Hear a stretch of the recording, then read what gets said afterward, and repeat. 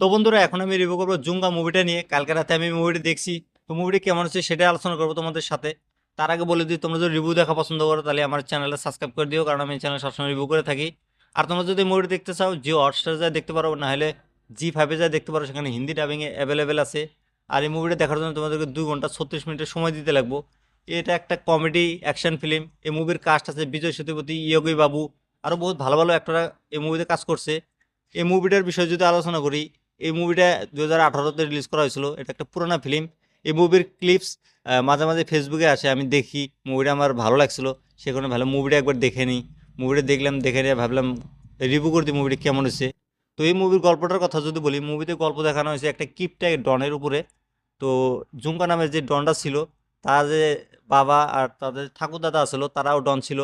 তো তারা যে কন্ট্রাক্ট কিলার ছিল, একটা 5,000 টাকা কন্ট্রাক্ট নেয় একজনকে মারার জন্য, 1 লাখ টাকা খরচ করে যায়, মারে থিয়ে আসে।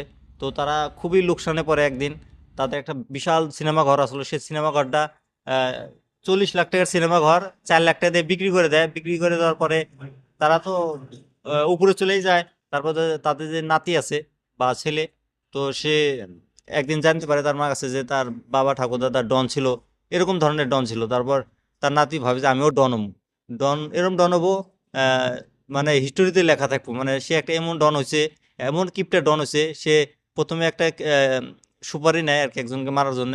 তো মারার জন্য সে টোটো দেওয়া যায়, অটো দেওয়া যায় ভাই। তারপরে অটো ভিতরে আবার প্যাসেঞ্জারও বসায় নিয়ে যায়। মানে এত কিপটা ডন ভাই, আমি জীবনে দেখিনি ভাই মুভিটা। তারপর কি হয় না হয় সেটা কিন্তু তোমরা মুভিটা দেখলেই বুঝতে পারবে। তাদের যে সিনেমা ঘরটা আছে, সেই সিনেমা ঘরটা ছাড়াতে পারবো না না পারবো সেটা তোমরা মুভি দেখলে বুঝতে পারবা।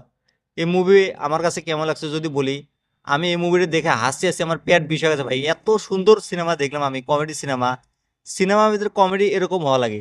এই মুভিতে মেন যে কাস্ট, বিজয় সেতুপতি, তার কমেডি তো ভালো হয়ই। জানি আমরা আগে থেকে সে কী ধরনের অ্যাক্টার, তাকে যে কোনো রোল দাও সে করে দিব। তো সে একটা অসাধারণ অ্যাক্টর। তারপরে ইয়োগী বাবু যে আছে, সে তো কমেডি কিং। তার যে চুল, আফ্রিকান চুল, অসাধারণ কমেডি করে সে। তার জন্য এই মুভিটা বেশি হিট হচ্ছে ভাই, ফুটে উঠছে ভাই মুভিটা। মারি হাসতে হাসতে আমার পেট ভেসে গেছে ভাই।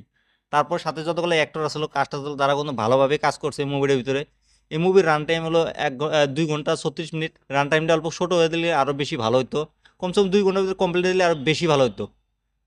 আর মুভির ভিতরে 4-5টা গান ঢুকাইতে দেওয়া আছে, গানগুলো না থাকলে আরও বেশি ভালো হতো। মুভির মিউজিক ভালো আসলো, বিজিএম সাউন্ডও ভালো। তারপর কমেডি ভালো আসলো। অ্যাকশন সিনগুলো যে দেখা যায় লাস্টে, তারা যে ফ্রান্সে চলে যায়, তো সেই সিনগুলো কিন্তু খুবই ভালো লাগছে। ভিজুয়ালি খুব সুন্দর।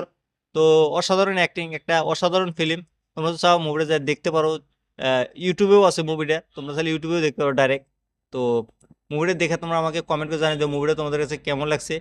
আর এই রিভিউটা কেমন আছে সেটাও কমেন্ট করে জানিয়ে দাও। আর এরকম রিভিউ দেখার জন্য আমার এই চ্যানেলটা সাবস্ক্রাইব করে দিও।